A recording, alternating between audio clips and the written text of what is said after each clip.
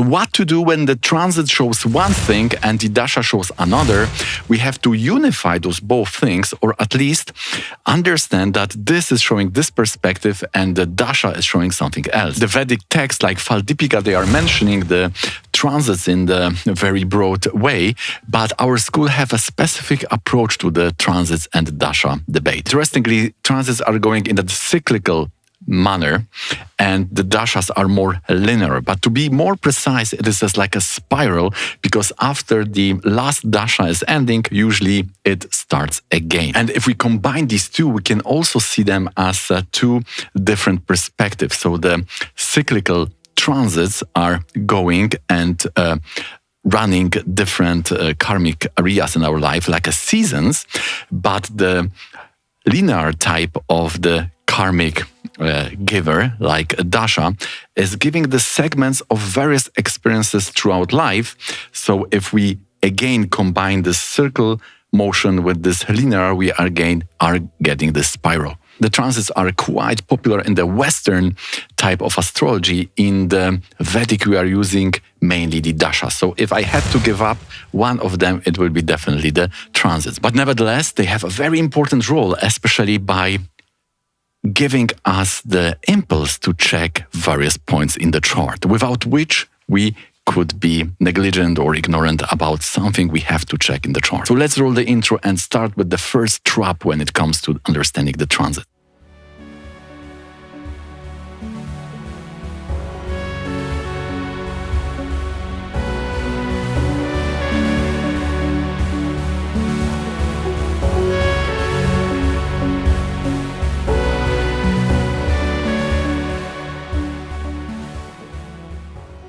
Many people are just going by these two modes in the same way. For example, they see, oh, Jupiter has entered the 5th house, so now there is a time that the child will come into your life.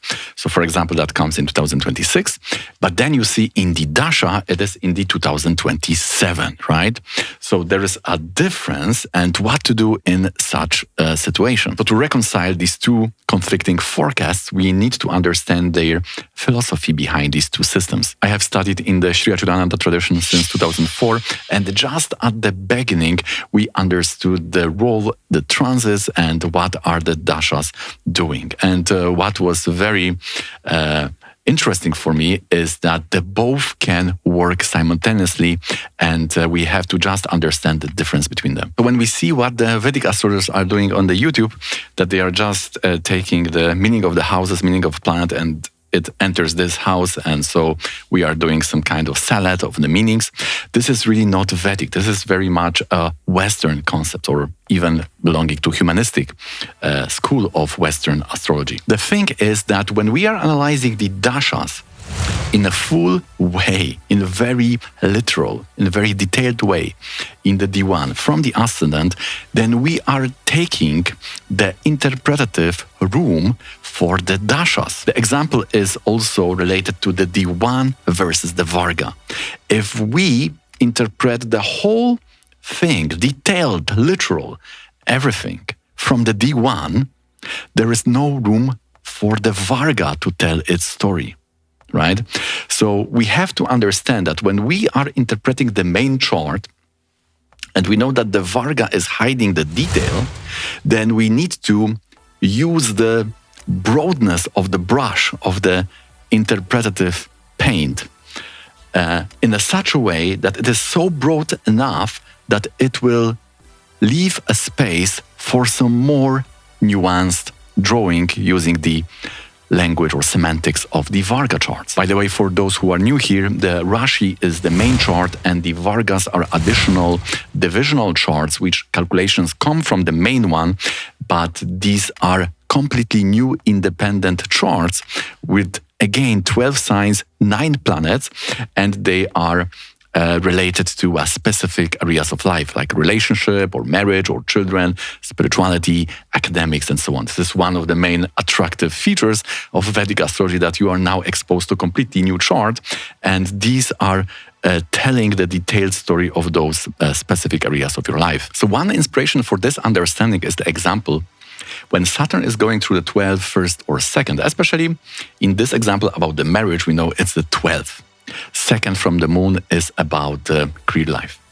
So when it goes through the 12th house, there was an observation, we could call it a mass research, generational observation by many, many astrologers, that it's not always a bad thing. It often is showing that you will get married when you will have Sadeshati of the 12th house. So this inspiration is leading to taking an illusion off from the first trap, namely that the transits of Saturn here in this manner is only showing the change, but the direction of the change will be shown by the dasha. So for example, if you have 12 from the moon, aspected by Saturn or transited by Saturn, or even the Lord is joined the Saturn transit sign, then this is the impulse, this is the trigger for you. Inspiration to check, is it 6th house now, separation, 7th house, marriage, or 8th house, divorce activated in the Navamsha.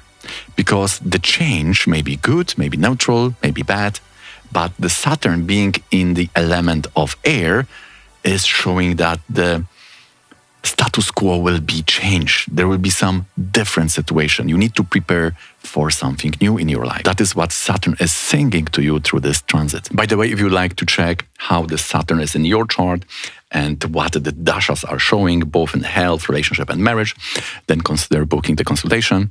The link is in the description. Okay, so now we know what they show, but we still don't know how to use them. If we are looking at the transits, for example, Jupiter is going through the 4th and Jupiter is going from the 10th, will it really activate the meaning of that houses like property and career life? For example, we know that Sun is well placed in the Trikona in transit, and Moon is very good and blessing you when it's in the 2nd, 5th, 9th, or the 1st house. There is also understanding that Jupiter in the Trikona is not so auspicious, at least for your experience, because it will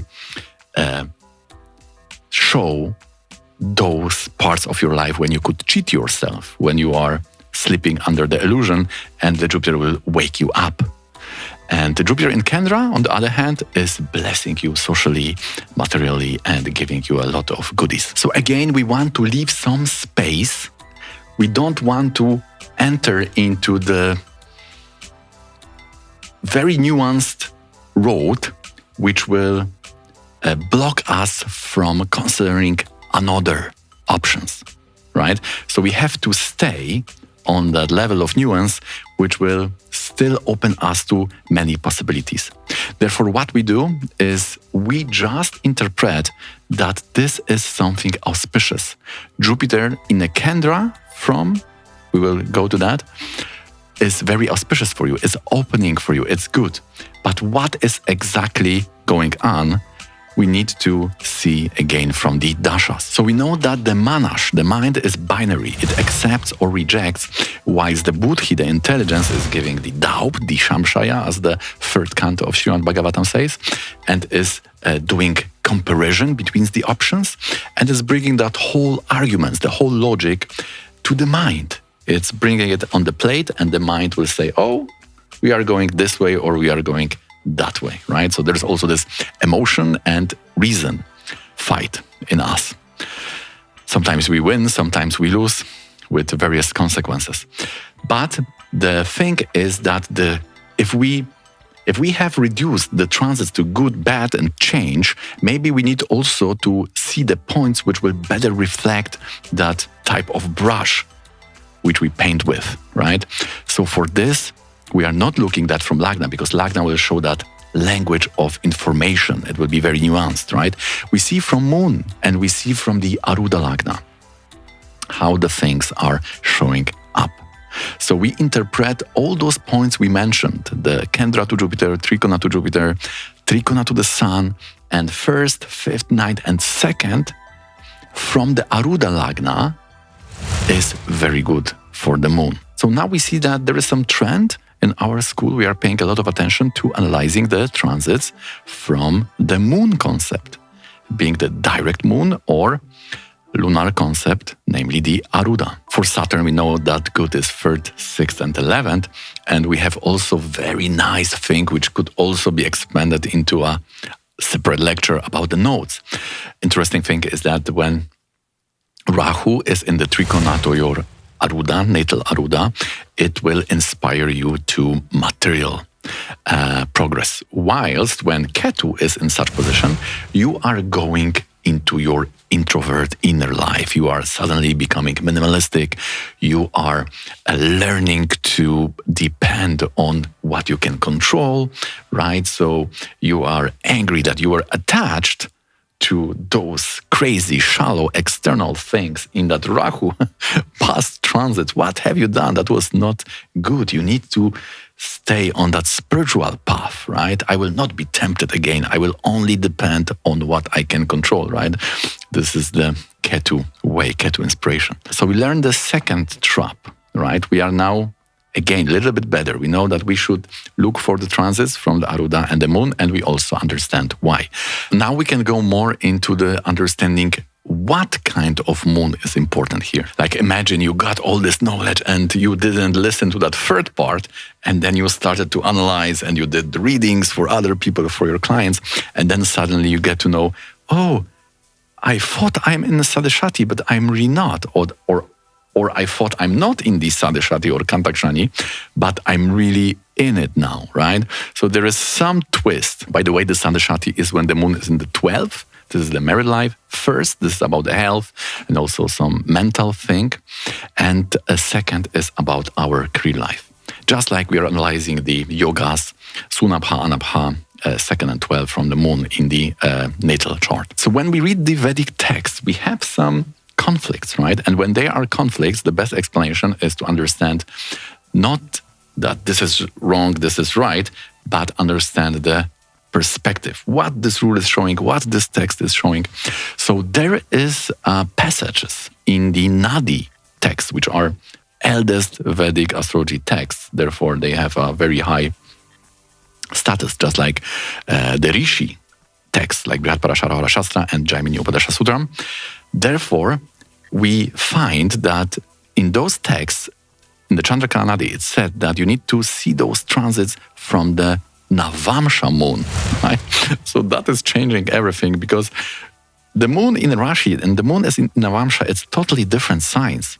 So suddenly you thought you are in Sadhishati, but you are not, or reverse, right?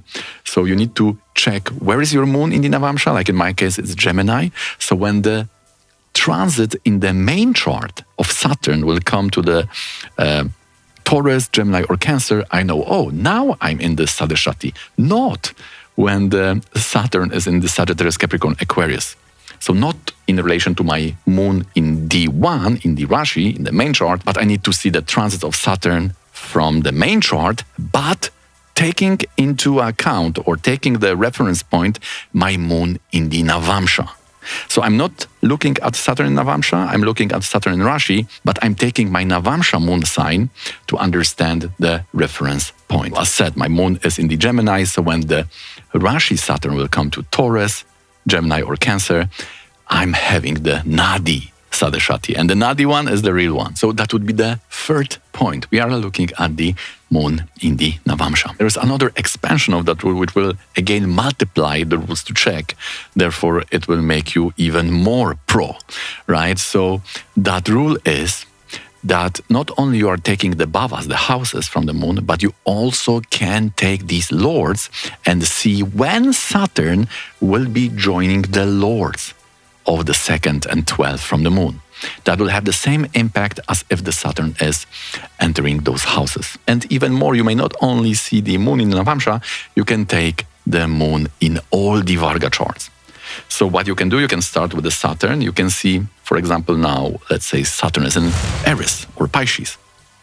Then you may see in which Vargas your moon is in the Pisces or Aries or Aquarius, right? So it will come to that sign in 12th, 2nd, or first house from that Varga moon.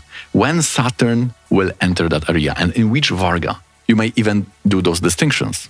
Like Vistiji said, if the moon comes to 12 in the Drekana chart, then private life or family life or relationship of your siblings are now into the consideration. You have to now open the D3 chart, maybe with the dasha to understand better what's going on. But this area light is now turning on, right? Something is happening.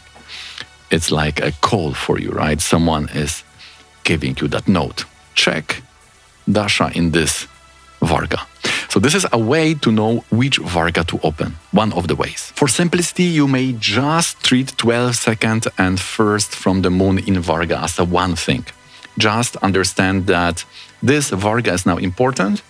There is some change going on. I need to open the dasha and see what's there. By the way, the remedy for the Kantakshani is the Rudra Chamaka. All right, so there are other strategic differences between the dasha and transits. If you'd like to learn more about it, then please consider watching this one.